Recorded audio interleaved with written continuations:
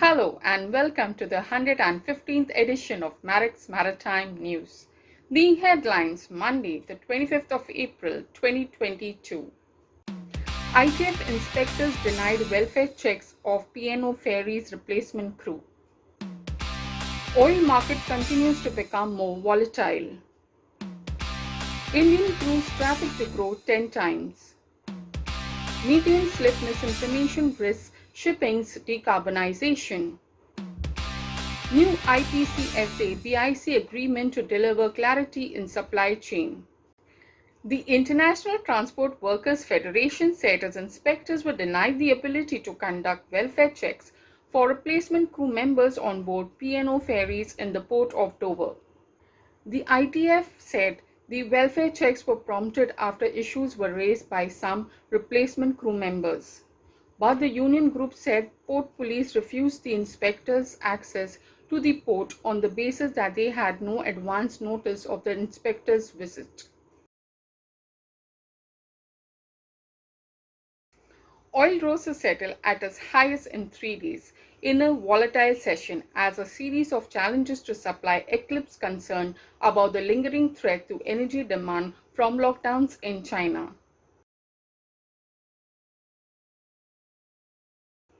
The global cruise shipping business is staging a comeback after 2 years of the pandemic-induced slowdown.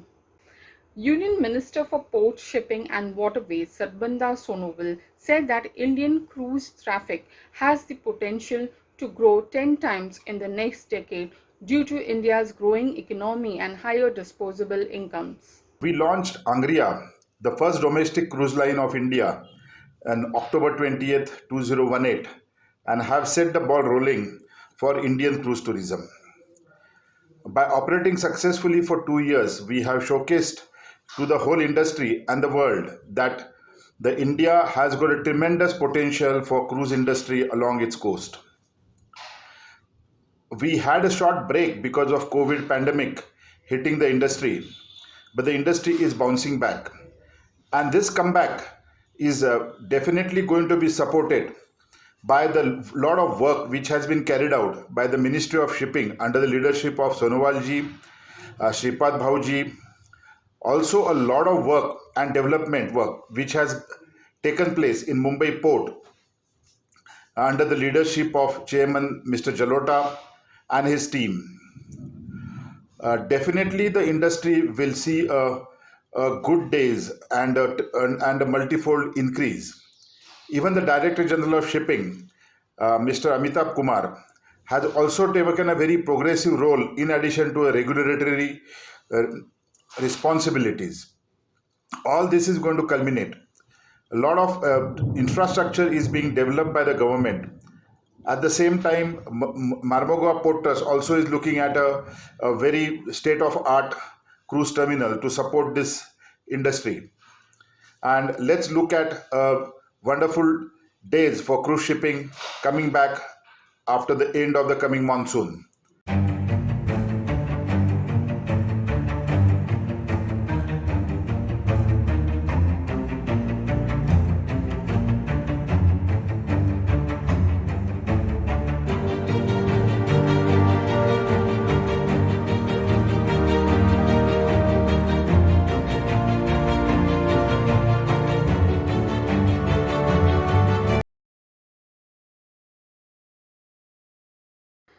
LNG Marine Fuel Industry Coalition SCA LNG is fighting back against misinformation related to methane slip that the organization says misrepresents progress the shipping industry has made in addressing the issue. Methane slip refers to a small portion of unburned methane gas that escapes into the atmosphere from LNG fueled ships, making it a target of climate change advocates.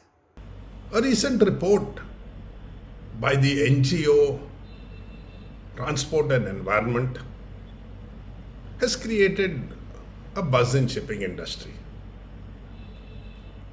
The report states that LNG as a fuel due to the high methane slip is more harmful to the environment than the fossil fuels that are currently being burnt. They base this report on some readings they took on some vessels in Rotterdam port that were burning LNG.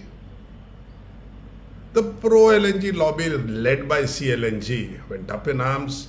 They said the report was misleading, it was based on old data, and reports such as these only slow down the progress towards decarbonization.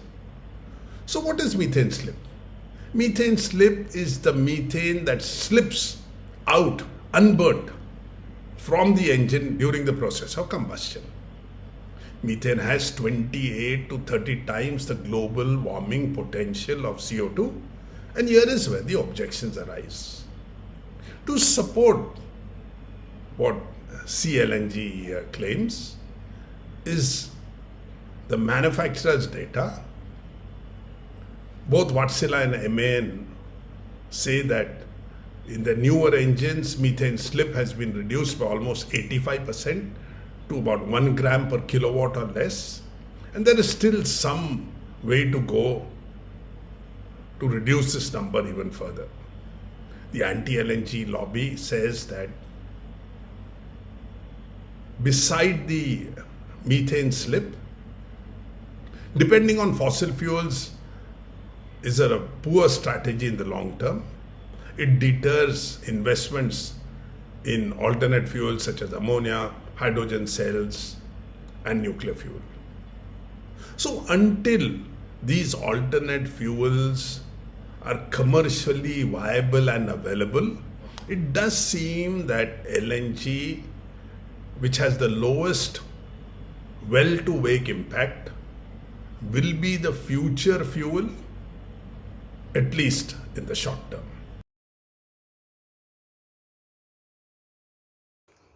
A new agreement between the International Port Community Systems Association and the Bureau International des Containers will help to deliver much needed clarity in supply chain, assisting users in identifying the container facility where their cargo is currently located. Stay safe, stay healthy. Thank you for watching. See you next Monday.